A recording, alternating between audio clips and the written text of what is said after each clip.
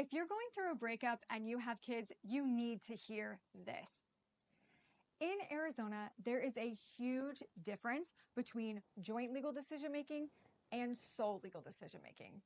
I get that just in the title, it seems like it's a big deal, but it is a big deal. You need to make sure that you understand before you agree to anything aside from joint legal decision making.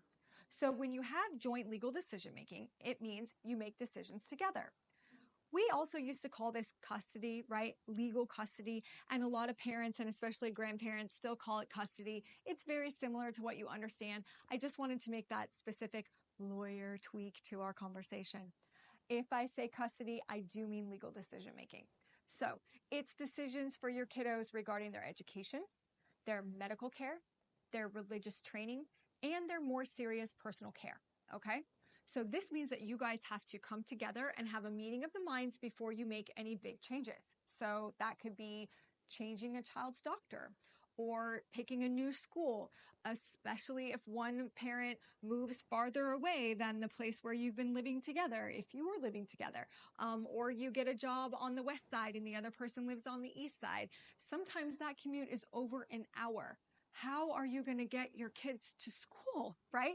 There are huge, major important decisions that might need to be made for your kids in the future. And if you don't have a say in what happens, then you're really just being dictated to, and no one wants that.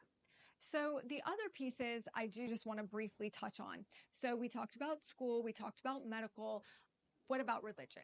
Well, there is freedom of religion in the United States. And so unless you're taking the kiddos to a new place of worship that might get you on a Netflix special, right? You're probably okay. Especially if you and your spouse or ex-partner were already going to those similar types of services. Go, don't go, no one really cares. Just don't put your kids in a bad position, right?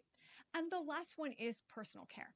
So it's not something as simple as they're going to take baths at your house and showers at the other parent's house because no one cares as long as they're clean.